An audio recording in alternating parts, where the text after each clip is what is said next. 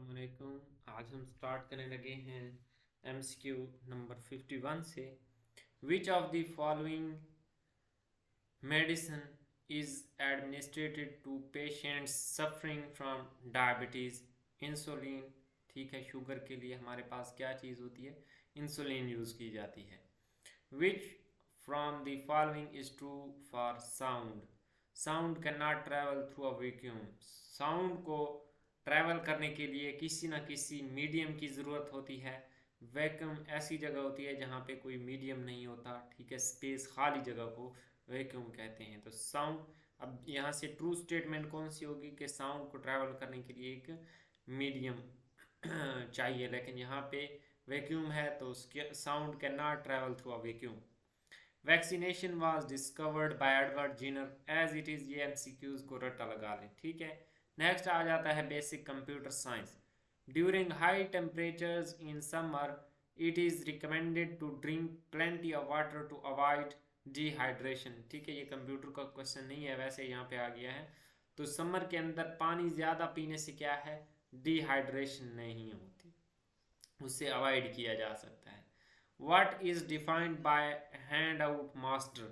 Layout of handout क्या define कर दी है? Handout master. ठीक है, इसको एज इट इज़ याद करना है। In Microsoft Excel the file you create and edit is called.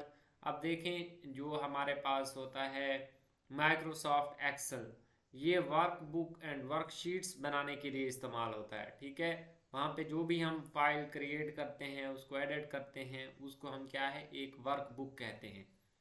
In Microsoft Windows 7 which of the following is not a gadget? अब जो विंडोज 7 है उसमें हमारे पास क्या मौजूद नहीं था? रिसाइकल बिन मौजूद नहीं थी। नेक्स्ट आ जाते हैं in M S Word 2016 shortcut key to open font display box, वो हमारे पास क्या है? कंट्रोल डी है, फॉन्ट डिस्प्ले बॉक्स। ठीक है, इन एम एस वर्ड 2016 की बात हो रही है। To stop a slide show in M S PowerPoint which of the following option is correct? जब हम स्केप, जैसे ही, क्योंकि जो हमारे पास पावर पॉइंट है, सबसे पहले तो ये पता होना चाहिए ये है किस लिए। ये प्रेजेंटेशन देने के लिए है, और उसमें प्रेजेंटेशन देने के लिए हम क्या है? फुल स्क्रीन यूज़ करते हैं। अब हमने वो स्लाइड शो या फुल स्क्रीन शो ख़त्म करना हो तो उसके लिए हम एस्केप का बटन इस्तेमाल करते हैं। ठीक है, in M S PowerPoint on mouse click option can be use by, उसके लिए हम क्या है? ट्रांजिशन पे जाते हैं, और ट्रांजिशन पे जाने के बाद ऑन माउस क्लिक करते हैं। ये मैं आप लोगों को करके दिखा देता हूँ। तो ये ऑप्शन दिखाने के लिए पहले क्या है, हमें पावर पॉइंट ओपन करना पड़ेगा। मैंने यहाँ पे ओपन किया हुआ है, ये देखें, ये है पावर पॉइंट। ठीक है, यहाँ पे एक ये मेरा कंटेंट लिखा हुआ है। ठीक है, तो यहाँ पे देखें, सबसे पहले जो उसने पूछा है कि ऑन माउस क्लिक का ऑप्शन कहाँ पे मौजूद होता है। ये देखें, यहाँ पे डिफरेंट ये शो हो रहे हैं। यहाँ पे देखें, ये ट्रांजिशन, ये होम है। जैसे ही मैं ट्रांजिशन पे क्लिक करता हूँ, ट्रांजिशन में यहाँ पे देखें, यहाँ पे मैंने कर्सर लिया हुआ है, ऑन माउस क्लिक का ऑप्शन मौजूद है। तो इस तरह ये ऑप्शन कहाँ पे मौजूद है, ये इस तरह मैंने बता दिया है। ठीक है, ये किस लिए यूज़ होता है? ये यूज़ होता है कंटिन्यूसली जो हमारी स्लाइड्स हैं उनको रन करने के लिए, चलाने के लिए। ठीक है, in M S Word 2016 which of the following shortcut key is use to use paste special? ठीक है, पेस्ट स्पेशल के लिए अब हम क्या है? कंट्रोल आल्ट और वी यूज़ करते हैं। ये एम एस वर्ड 2016 की बात हो रही है। ठीक है, उसमें क्या है? पेस्ट स्पेशल करने के लिए कंट्रोल आल्ट वी। वैसे तो जो हम करते हैं, पेस्ट करते हैं, उसके लिए कंट्रोल वी यूज़ करते हैं, लेकिन ये पेस्ट स्पेशल की बात हो रही है, तो पेस्ट स्पेशल करने के लिए हम क्या यूज़ करते हैं? कंट्रोल आल्ट वी यूज़ करते हैं। ठीक हो गया।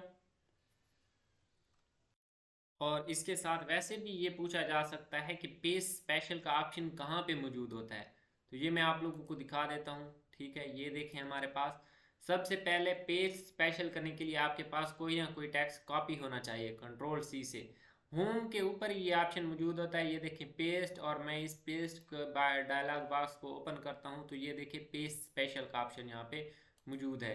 तो मैं जैसे ही पेस्ट स्पेशल करता हूँ तो यहाँ पे डिफरेंट पेस्ट के जो स्पेशल फॉर्मेट्स हैं वो आ जाते हैं कि आप यहाँ से कौन सा चूज़ करना चाहते हैं वो उसी हमारे जो केस है उसी के हिसाब से ये क्या है यहाँ पे पेस्ट हो जाएगा। तो ये पेस्ट स्पेशल है, उसके लिए हम कंट्रोल आल्ट वी भी यूज़ करते हैं। ठीक हो गया। नेक्स्ट है ALU is a component of a processor which consist of हमारे पास ALU arithmetic and logic unit में हमारे पास arithmetic unit and logic unit ये दोनों चीज़ें शामिल होती हैं। ठीक है, ALU एब्रीवेशन है अरिथमेटिक एंड लॉजिक यूनिट का। ठीक हो गया। नेक्स्ट है हमारे पास math, mean proportional of 4 and 16 is. ठीक है, अब हमने क्या है इनकी मीन प्रोपोर्शनल देखनी है। मीन प्रोपोर्शनल देखने के लिए हमें क्या करना पड़ेगा, यहाँ पे मैंने साथ में ये वही लिखा हुआ है सारा। ठीक है, मीन प्रोपोर्शनल आप देखें, मीन प्रोपोर्शनल के लिए हमारे पास एक ही फार्मूला है। ठीक है, ये हमारे पास स्टेटिस्टिक्स आप लोगों ने तकरीबन हर डिपार्टमेंट में स्टेटिस्टिक्स पढ़ाई जाती है, तो वहाँ पे मीन प्रोपोर्शनल का फार्मूला हमने पढ़ा था। किसी भी चीज़ की मीन प्रोपोर्शनल हमने फाइंड करनी है तो उसके लिए क्या है, जनरल फार्मूला है, अंडर रूट के अंदर जितने भी रकूम हैं उनको आपस में मल्टीप्लाई करना है और उसका जो आंसर निकलेगा वो हमारे पास क्या है, मीन प्रोपोर्शनल होगा। अब देखिए यहाँ पे ए और बी दो जनरल वैल्यूज़ मैंने दो थी तो मैंने एक को ए कह दिया एक को बी। जब इनको मल्टीप्लाई करेंगे तो 16 ज़रा 4 ये 64 बनेगा और 64 का अंडर रूट हमारे पास 8 आता है, तो इस तरह इसका आंसर 8 आ जाएगा। नेक्स्ट है if all the members of a team are juniors or seniors. अब देखें एक टीम है उसके मेंबर्स या तो जूनियर्स हैं या सीनियर्स हैं। And if the ratio of juniors to senior on the team is. अब देखिए ratio of juniors to senior, उनकी रेशियो 3 हमारे पास क्या है, जूनियर्स की है और सीनियर्स की 5 है। What percent of the members are seniors. अब हमने बताना है कि उसमें से सीनियर्स कितने हैं और परसेंटेज बतानी है। अब देखें परसेंटेज बतानी है और टोटल हमें नहीं दिए गए, तो अब हमने क्या करना है, अब टोटल हमें नहीं बताया गया तो हम क्या है टोटल 100 ही ले लेंगे। अब जब भी हमारे पास कोई रेशो का क्वेश्चन आए, मैंने प्रीवियस पेपर्स में भी आपको बताया हुआ है को उनकी रेशो को सबसे पहले ऐड कर लेना है। यहाँ पे 3 और 5 दिए गए है, टोटल हम रेशो को ऐड कर लेंगे। हमने ऐड कर लिया 8 बन गई। अब हमने अगर जूनियर्स निकालने हैं तो हम क्या है 3/8 लिख लेंगे। 3 यानी जूनियर्स की जितनी यहाँ पे रेशो बताई गई है 3 बताई गई है ओवर टोटल जितनी भी हो, इन जनरल मैं बता रहा हूँ। और उसके जो टोटल मेंबर्स हैं, अब यहाँ पे परसेंटेज फाइंड करना है तो परसेंटेज हमने क्या है 100 में से फाइंड करना होता है, तो हम यहाँ पे 100% साथ में ऐड कर देंगे।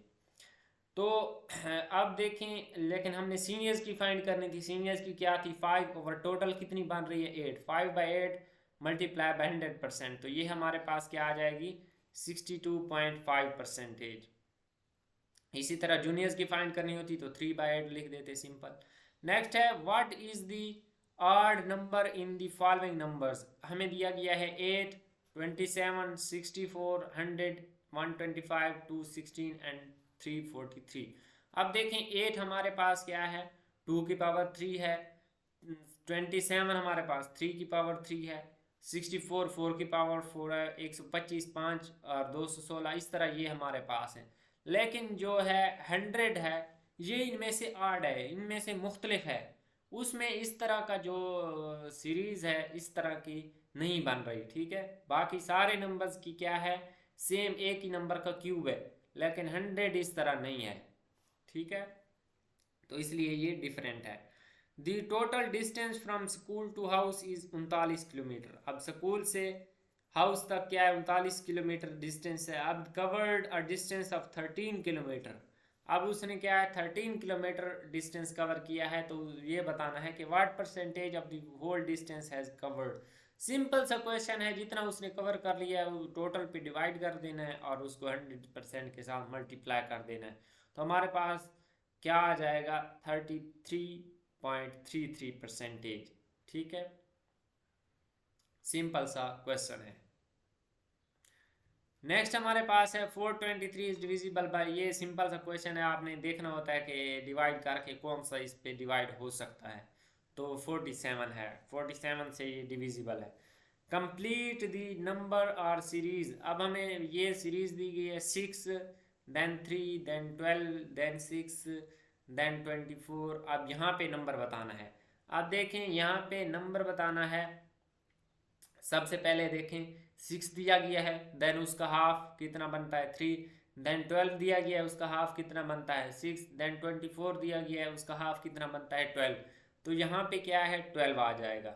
नेक्स्ट है फॉर अ बॉर्डर पेयर। अब यहाँ पे बॉर्डर पेयर जब भी दिया गया हो, चाहे वो जो भी हो, यहाँ पे आप कह सकते हैं कि ये ए वैल्यू और ये बी है, तो उसमें से पहली वैल्यू को एब्सिसा एंड दूसरी वैल्यू को ऑर्डिनेट बोलते हैं। तो यहाँ पे पहले 2 मौजूद था तो 2 एब्सिसा हो गया एंड 4 क्या है हमारे पास ऑर्डिनेट हो जाएगा। नेक्स्ट है हमारे पास A is 2 years older than B. A की जो उम्र है वो क्या है 2 years ओल्डर है बी से। Who is twice as old as C? If the sum of the ages of A, B and C is 27, how old is B? अब B की हमने वैल्यू फाइंड करनी है। सबसे पहले हम लेट कर लेंगे कि जो A की उम्र है ना वो X है। अब A is 2 years older then B, ठीक है। A की उम्र क्या है 2 years ओल्डर है, तो B A की उम्र क्या बन जाएगी, ए हमारे पास क्या है एक्स के इक्वल है। हमने लेट ये कर लिया है। अब बी की उम्र हमारे पास हमने निकालनी है, तो बी ए अगर 2 साल बड़ा है तो बी उससे 2 साल छोटा होगा। मीन्स ए की उम्र है एक्स, एक्स में से 2 साल निकाल लेंगे तो हमारे पास क्या है बी की उम्र आ जाएगी। अब हमें पता चल गया कि ए की उम्र हमने एक्स लेट की है, बी की उम्र बी उससे 2 साल छोटा है, या ये कह लें ए उससे 2 साल बड़ा है, सेम बात है। तो हम बी की वैल्यू फाइंड कर रही है, बी ए से कितने 2 साल छोटा है। अब बी के बारे में उसने और बताया हुआ है कि who is twice as old as C. अब बी हमारे पास क्या है सी से 2 गुना है, ठीक है बी की उम्र। बी की अब हमने और वैल्यू एक और निकाली है, B is equal to 2C। C की जितनी भी उम्र है, ठीक है, सी की उम्र से जो बी की उम्र है वो ट्वाइस है। यहाँ से सी निकल आएगा, C is equal to B by 2। यहाँ पे 2 दोनों साइड पे डिवाइड कर देंगे तो हमारे पास क्या बच जाएगा c is equal to 2 divide कर दिया, c is equal to B by 2, और b की वैल्यू हमें पता है x माइनस 2 है। तो अब सारी a b एंड c तीनों की values in terms of x हमारे पास आ गई हैं। अब हमने क्या है वो कह रहा है कि इन तीनों को अगर सम करें तो वो 27 years ओल्ड बनते हैं। तो अब a प्लस बी प्लस सी तीनों को ऐड कर दिया और 27 के इक्वल कर दिया। अब यहाँ से हम क्या है x की वैल्यू फाइंड कर सकते हैं। सिंपली सबसे पहले क्या है ये ब्रैकेट खत्म हो जाएगी, x प्लस एक्स 2x बन जाएगा और माइनस 2 एज इट इज आ जाएगा, plus x minus 2 over 2 is equal to 27। अब नेक्स्ट क्या करेंगे, इस होल इक्वेशन को दोनों साइड पे क्या है 2 के साथ मल्टीप्लाई कर देंगे। 2 और 2 4x माइनस 4, और इसके साथ 2 मल्टीप्लाई होगा तो 2 वाला 2 के साथ कैंसिल हो जाएगा और x माइनस 2 बच जाएगा। और इस साइड पे जब मल्टीप्लाई करेंगे तो ये 54 बन जाएगा। अब सिंपली ये 4x प्लस x ये 5x बन जाएगा, एंड माइनस का 4x माइनस का 4 एंड माइनस का 2 माइनस 6 बन जाएगा और ये 54। अब 5x इज इक्वल टू ये दोनों साइड पे प्लस 6 करेंगे, ठीक है, इस साइड पे भी और इस साइड पे भी, तो इस साइड वाला कैंसिल हो जाएगा और इस साइड वाला 60 बन जाएगा। अब यहाँ पे 5 दोनों साइड पे डिवाइड कर देंगे, ठीक है, 5 डिवाइड करने से हमारे पास 12 आंसर आ जाएगा। अब ये x की वैल्यू आई है, b की वैल्यू हमने फाइंड की, इसकी उम्र करनी है b की। अब b का पता है कि x माइनस 2 है, x की वैल्यू हमने फाइंड कर ली है, हमारे पास है 12 years। तो यानी a की वैल्यू a की उम्र कितनी है 12 years है, और b उससे कितना है 2 साल छोटा है, तो उसमें से 2 माइनस कर लेंगे तो उस b की उम्र क्या है 10 years आ जाएगी। A cyclist covers a distance of 750 meters in 2.5 minutes। अब देखें मीटर दिया गया है और उसके साथ मिनट्स दिया गया है। जब भी देखें अगर हमारे पास यूनिट्स को देखना बहुत इंपॉर्टेंट होता है फिजिक्स में। फिजिक्स में मीटर ये हमारे पास क्या है ऐसा यूनिट है, सिस्टम इंटरनेशनल यूनिट है, और उसके साथ मिनट है। लेकिन मिनट हमारे पास ऐसा यूनिट नहीं है, इसका यूनिट हमारे पास क्या है सेकंड में लेके आना है इसको। तो अब देखें सेकंड में लेके आना है, लेकिन वो कहता है कि इसका जवाब किलोमीटर पर आवर में निकालना है।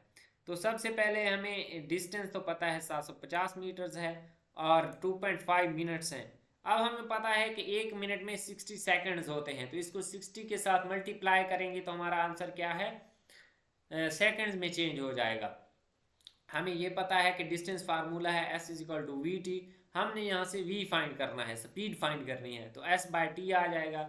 S की वैल्यू हमें पता है, T की वैल्यू भी पता है। 60 के साथ मल्टीप्लाई क्यों किया, क्योंकि हमने इसके यूनिट को सेकंड्स में लेके जाना था। तो यहाँ पे आंसर हमारे पास V का क्या आ जाएगा, 5 मीटर पर सेकेंड।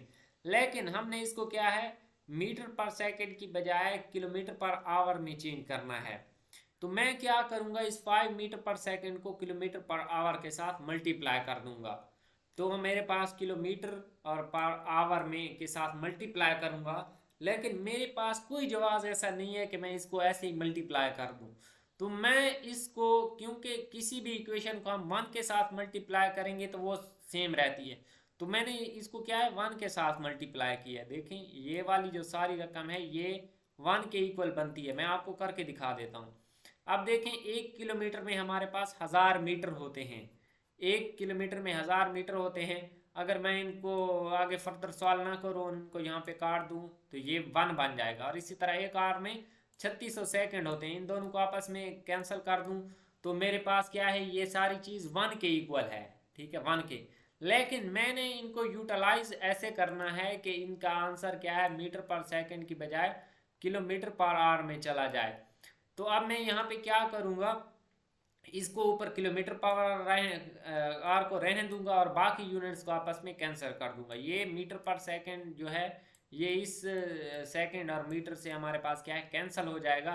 अब मैं इनको सिंपली मल्टीप्लाई करूंगा, 2 सिफर के साथ ये 2 सिफर कैंसिल हो जाएंगी, और इसी तरह 5 वाला ये इस पे 2 बार जाएगा और ये 2 वाला इस पे 18 बार, तो ये 18 किलोमीटर पावर आवर हमारे पास क्या है, इसका आंसर आ जाएगा इन दिस यूनिट। अगर मीटर पर सेकंड की बात की जाती तो हम क्या है उसको 5 मीटर पर सेकंड ही लिख देते।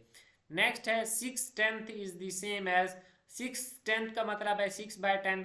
और ये सारी चीज़ मैंने आपको समझाई हुई है कि जैसे जब भी हमारे पास नीचे बटे में डिनोमिनेटर में 10 आ जाए, 100 आ जाए, तो उसको हमने क्या है इशारिया में कैसे चेंज करना है। उसको इशारिया में चेंज करने के लिए ज़ीरो के मुतबादिल जितने भी इनसे हों उनको एज इट इज़ लिखते जाना है, और जहाँ पे 1 आ जाए उसकी जगह इशारिया लगा देना है।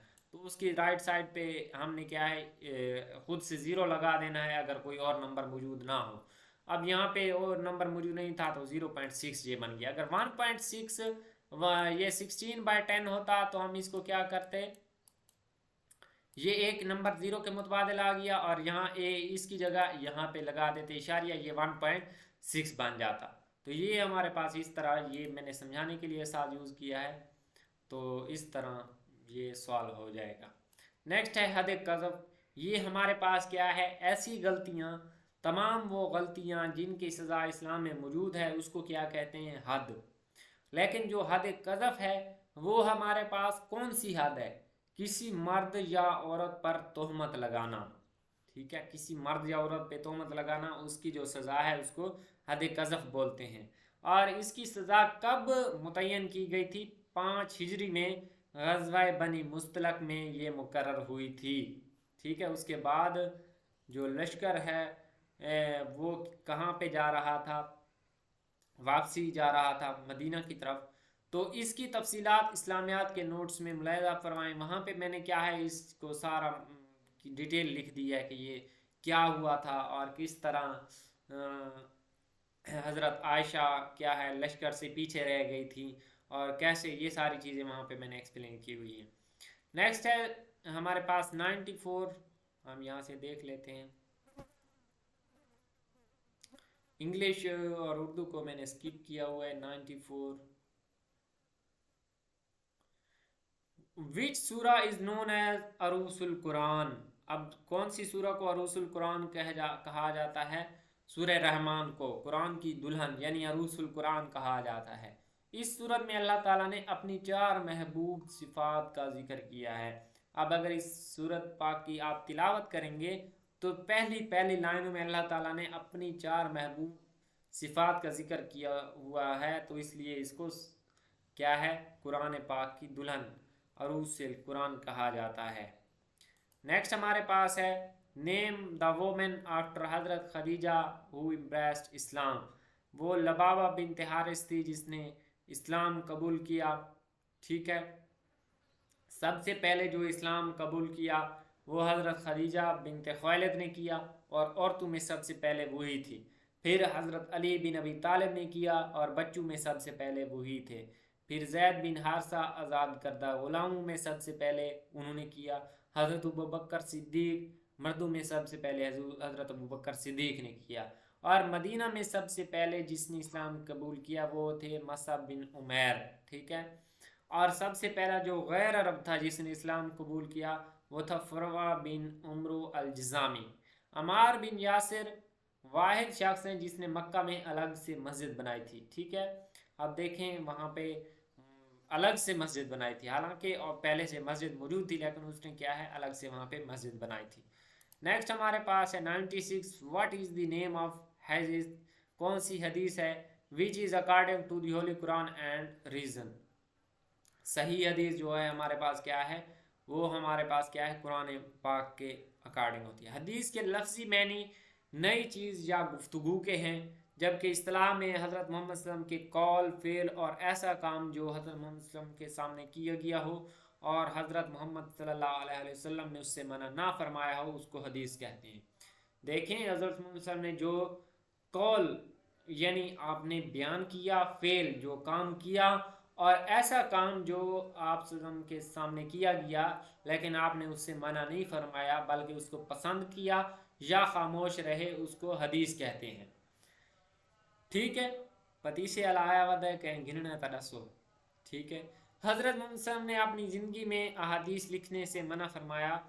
वो इसलिए मना फरमाया था ताकि क्योंकि कुरान पाक नुज़ूल हो रहा था, नाजिल हो रहा था, तो ताकि कुरान पाक और हदीस का इकट्ठ ना हो जाए, तो इसलिए हज़रत मोहम्मद सल्लम ने हदीस लिखने से मना किया था। लेकिन उसके बावजूद वहाँ कुछ लोगों ने हदीस लिखी थी। अब अहादीस के रावियों के मुतल्लिक पूछा जा सकता है। जो हदीस के सबसे बड़े रावी हैं, रिवायत करने वाले हैं, वो क्या है हज़रत अबू हुरैरा हैं। हज़रत अबू हुरैरा ने 8 हिजरी में इस्लाम कबूल किया और 11 हिजरी तक वो हज़रत मोहम्मद सल्लल्लाहु अलैहि वसल्लम के साथ रहे। 3 साल के अरसे में क्या है, लेकिन उनका असल नाम क्या था, अब्दुर्रहमान बिन सखर। ठीक है, ये भी पूछा जा सकता है, जबकि असल ख़ानदानी नाम अब्दुल शम्स था। 5374 5374 अहादीस के रावी हैं हज़रत अबू हुरैरा। अबू हुरैरा मतलब बिल्लियों का बाप। ठीक है, तो सबसे ज़्यादा अहादीस के रावी हैं। हमाम बिन मंबा हज़रत अबू हुरैरा के शागिर्द थे। देखें हज़रत अबू हुरैरा जो अहादीस किससे लिखवाते थे, हमाम बिन मंबा से। अहादीस के दूसरे बड़े रावी अब्दुल्ला बिन उमर हैं। 2633 अहादीस उनसे मरवी हैं। तीसरे नंबर पर हज़रत उन्स बिन मालिक हैं। 2286 अहादीस उनसे मरवी हैं। और हज़रत मोहम्मद सल्लल्लाहु अलैहि वसल्लम की 10 साल खिदमत की है उन्होंने, हज़रत उन्स बिन मालिक। सबसे आखिर पर वफ़ात पाने वाले सहाबियों में भी हज़रत उन्स बिन मालिक हैं। मुआख़ात मदीना हज़रत उन्स बिन मालिक के घर हुई थी। ठीक है, अहादीस की चौथी और औरतों में सबसे जो ज़्यादा अहादीस की रावी हैं वो हज़रत आयशा रज़ी अल्लाह ताला अन्हा हैं। हज़रत आयशा क्या है स्कॉलर थी, जबकि हज़रत हफ्सा, यहाँ पे सफ़िया नहीं है बल्कि हज़रत हफ्सा जो है वो हाफिज़ कुरान थी। इसको आपने क्या है कंफर्म कर लेना है।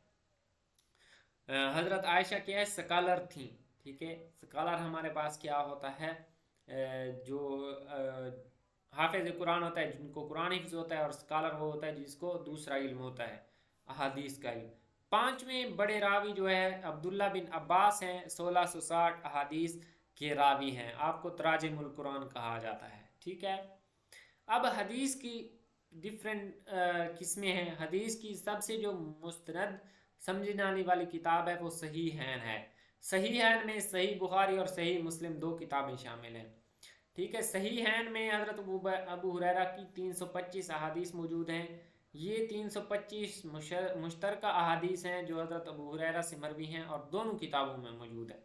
अब मुश्तरका हदीस हैं, ये सही मुस्लिम भी मौजूद है 325 और सही बुखारी में भी, दोनों में।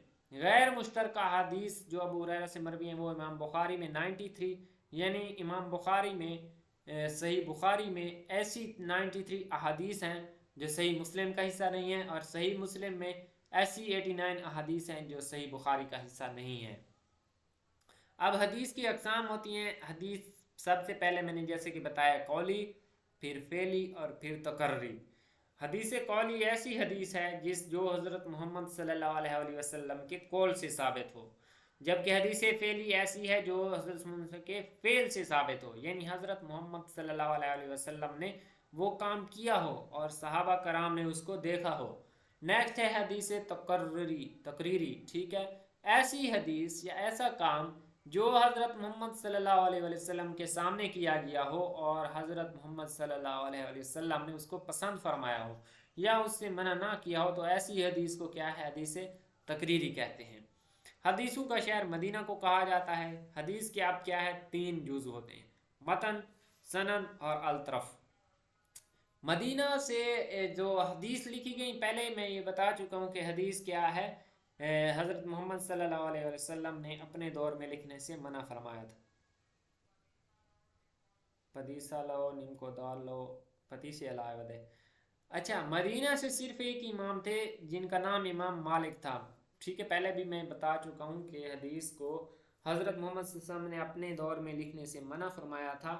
वो इसलिए कि कुरान पाक का नज़ूल हो रहा था और हज़रत मोहम्मद सल्लल्लाहु अलैहि वसल्लम जो कातिब थे, लिखने वाले थे, उनको क्या है बताते थे कि कुरान पाक को इस तरतीब के साथ इस सूरत में ये वाले अल्फाज क्या है ऐड कर दें। तो हदीस इसलिए लिखने से मना फरमाया कि वो कुरान पाक के साथ क्या है उसका वो मिक्स ना हो जाए। 40 हदीसों की किताब को अरबईन कहा जाता है।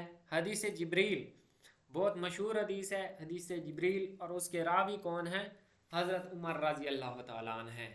हज़रत जिब्रील आए थे हज़रत मोहम्मद सल्लल्लाहु अलैहि वसल्लम के पास इंसानी शक्ल में, और वहाँ से क्या है, हज़रत जिब्रील ने 4 सवाल किए थे। सवाल पूछे जा सकते हैं, 4 सवाल किए थे।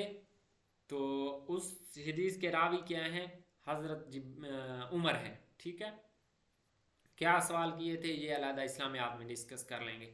अब निस्बत के एतबार से हदीस की इकसाम, हदीस कुदसी, ऐसी हदीस जो कलामुल्लाह हो लेकिन कुरान मजीद का हिस्सा ना हो उसको हदीस कुदसी कहते हैं, यानी अल्लाह ताला की तरफ से कलाम आया हो लेकिन वो कुरान मजीद का हिस्सा ना बना हो, हुज़ूर सल्लल्लाहु अलैहि वसल्लम ने उसको कुरान मजीद का हिस्सा बनने से क्या है मना फरमाया हो, और उस ऐसी हदीस को क्या है, ऐसे अल्लाह के अहकाम को क्या है, हदीस कुदसी कहते हैं।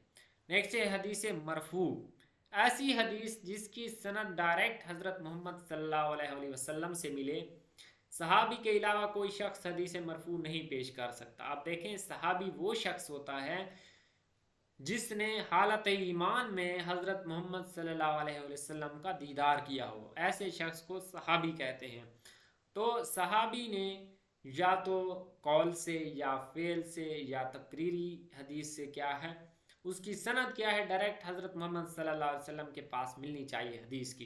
तो ऐसी हदीस को क्या है, हदीस मरफू कहा जाता है। अब हदीस मौकूफ़, हदीस मौकूफ़ ऐसी हदीस है जिसकी सनद सहाबी तक जाए, मीन्स किसी ताबी ने, ताबी ऐसे बंदे को कहते हैं जिसने हालत ईमान में किसी सहाबी से मिला हो। ठीक है, तो कि रावी उसका जो हदीस मौकूफ़ है उसकी सनद सहाबी तक जाती है, मीन्स किसी ताबी ने किसी सहाबी को ये कहते सुना हो को हज़रत मोहम्मद सल्लल्लाहु अलैहि वसल्लम ने ये बात कही थी। नेक्स्ट है हदीस मकतू, ऐसी हदीस जिसका सिलसिला सनद किसी ताबी तक जाए। ताबी ये मैंने बता चुका हूँ कि कौन सा होता है। नेक्स्ट है रावियों के एतबार से हदीस की अक़साम, रावियों के एतबार से सबसे पहले हदीस मुतवातिर, ऐसी हदीस जिसके ज़्यादा से ज़्यादा रावी हूँ, ठीक है, बहुत ज़्यादा रावी हूँ। और नेक्स्ट है हदीस मशहूर, ऐसी हदीस जिसके कम से कम 3 रावी हूँ। हदीस अजीज़ जिसके कम से कम 2 रावी हूँ। हदीस गरीब जिसका सिर्फ 1 रावी हो। नेक्स्ट है हदीस मकबूल, हदीस की अक़साम। हदीस सही, ऐसी हदीस जिसके रावी आदिल, सिक्का, मुतबिर, मुतकी, कामिल, कामिल ज़ब्त और कुव्वत हाफ़ज़ा के मजबूत हों। ठीक है। और नेक्स्ट है हदीस हसन, ऐसी हदीस जिसमें सही हदीस की तमाम शराइत मौजूद हो लेकिन ज़ब्त और आगाही की कमी हो, उसको हदीस हसन बोला जाता है। इस्मुर रिजाल, अब ये रावियों के मुतालिक इल्म है। ठीक है। जैसे ही हदीस के 3 दौर हैं और उसमें क्या है, एक दौर ऐसा आया था कि लोगों ने कहा था ठीक है हदीस की जो हमारे पास क्या है ज़ख़ीरा इकट्ठा हो गया, अब हम इनके रावियों के मुतालिक देखते हैं कि इनमें से कौन से रावी क्या है ज़्यादा मुत्तफ़िक है, मुतबिर है। तो 3 दौर हैं वो देख लेते हैं। पहला दौर दौर नबवी था। हज़रत मोहम्मद सल्लम के जो दौर में लिखी गई अहदीस के सहीफ़े दौर नबवी के अहदीस हैं। ठीक है। ये दौर 13 हिजरी तक था, 13 हिजरी तक था। और इसमें से जो सही बेहतरीन सहीफ़ा है वो हज़रत अली का है। ठीक है। सबसे पहला जो सहीफ़ा है वो सहीफ़ा सादका के नाम से जाना जाता है। इसके रावी अब्दुल्ला बिन उमरो बिन आस हैं। दूसरा सहीफ़ा हज़रत अली का है, सहीफ़ा अली बिन अबी तालिब। ये सहीफ़ा हज़रत मोहम्मद सल्लल्लाहु अलैहि वसल्लम ने खुद हज़रत अली से लिखवाया था। इसमें कसास व दियत के अहकामात मौजूद हैं। अब देखें, इसमें पूछा जा सकता है कि जो हदीस का सहीफ़ा हज़रत अली से मरवी है उसके अंदर कौन से अहकामात मौजूद हैं, तो वो कसास व दियत के अहकामात मौजूद है उसमें, और ये हज़रत मोहम्मद सल्लल्लाहु अलैहि वसल्लम ने खुद लिखवाया था। दूसरा दौर 13 हिजरी से लेकर 150 हिजरी तक। ठीक है। इसकी दो मशहूर दौर की मशहूर किताब मोता इमाम मालिक है। यह हदीस की पहले लिखी जाने वाली किताब है। मोता इमाम मालिक को उम्मुस सहीहैन, सहीहैन मैं बता चुका हूँ कौन सी किताबें हैं, सही मुस्लिम और सही बुखारी। तो मोता इमाम मालिक को उम्मुस सहीहैन कहा जाता है। इस किताब में तकरीबन 10,000 अहादीस शामिल हैं। हदीस की जो मुस्तनद किताबें मानी जाती हैं उसको सहासिता कहते हैं। ठीक है। जिसमें सनन निसाई, जामे तिर्मिज़ी, सही बुखारी, सही मुस्लिम, सनन अबी दाऊद और सनन इब्न माजा शामिल हैं। हुकूमती सतह पर 99 हिजरी देखें, खलीफा उमर बिन अब्दुल अजीज़ ने तदवीन अहदीस की हदीस शुरू की। ठीक है। तो ये कौन सा हदीस का दौर बनता है 99 हिजरी? दूसरा, क्योंकि ये 13 से 150 हिजरी तक है। तीसरा दौर 150 हिजरी से लेकर 450 हिजरी तक था। इस दौर को इसमें रिजाल यानी रावियों के मुतल्लिक, रावियों की तहकीक के मुतल्लिक इल्म, ठीक है, उसके किताबुल आसार इमाम अबू हनीफा की लिखी गई है, किताबुल उम इमाम शाफी इस दौर की किताबें हैं। नेक्स्ट है जी कैदा, जुल्हज्जा, मुहर्रम और रजब को इस्लामी में हुर्मत वाले महीने कहा गया है। अब देखें कुछ सरिया ऐसे हैं, सरिया और गज़वात व इस्लामियात में हम डिस्कस करेंगे। तो सहाबा कराम गए थे और उन्होंने क्या है एक सरिया में जंग भी कर दी थी, लेकिन इस्लाम में उनको जंग करने से भी इन महीनों में मना किया गया था। जी कैदा, जिलहजा, मुहर्रम और रजब। देखें इसमें माह रमज़ान मौजूद नहीं है। इन महीनों में जंग करने से मना फरमाया गया था। नेक्स्ट है 97, what is the old name of Mecca? Old name क्या है मक्का का? बक्का था। ठीक है। What is the literal morning of हजर अस्वद? वो ब्लैक स्टोन हमारे पास होता है। ठीक है, ब्लैक स्टोन। नेक्स्ट है Ukaz, Dhul Majaz and Dumat al Jandal have historical importance of being trade centres. ये क्या है? ट्रेड सेंटर्स थे। हज़रत मुहम्मद ने 7 हिजरी को चांदी की अंगूठी बनवाई।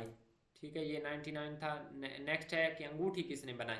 The ring of holy prophet was made by Yala bin Umayya. Yala bin Umayya ने अंगूठी बनाई थी। कब बनवाई हज़रत मोहम्मद सल्लल्लाहु अलैहि वसल्लम ने? 7 हिजरी को। क्यों बनवाई?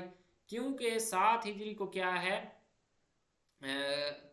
खतूत यानी ख़त भेजने का दौर था, क्योंकि उस टाइम मक्का फ़तह हो चुका था और हज़रत मोहम्मद सल्लल्लाहु अलैहि वसल्लम ने जो करीब की सल्तनतें थीं उनको ख़त लिखे थे। ठीक है, कि वो बैयत कर लें। तो ख़त लिखने के लिए जो दूसरी हमारे पास क्या स्टेट्स थी वो मोहर जिस पे लगी होती थी वो ख़त उसको क्या है देखते थे। तो मोहर के लिए हज़रत मोहम्मद सल्लल्लाहु अलैहि वसल्लम ने एक अंगूठी बनवाई थी, और अंगूठी या मोहर, ठीक है। और किसने बनाई थी? यलाला बिन उमैया ने 7 हिजरी में बनवाई थी। और उसके ऊपर क्या लिखा हुआ था? अल्लाह रसूल मोहम्मद, ये इसी तरतीब के साथ लिखे थे। ये भी क्वेश्चन पूछा जा सकता है, ठीक है। और ये हजरत हंजला बिन रबी के पास रहती थी अंगूठी, ठीक है। ये अंगूठी हजरत हंजला बिन रबी के पास रहती। अगर यहाँ तक किसी पॉइंट की समझ नहीं आई तो कमेंट सेक्शन में पूछ सकते हैं। मिलते हैं नेक्स्ट वीडियो में। अल्लाह हाफिज़।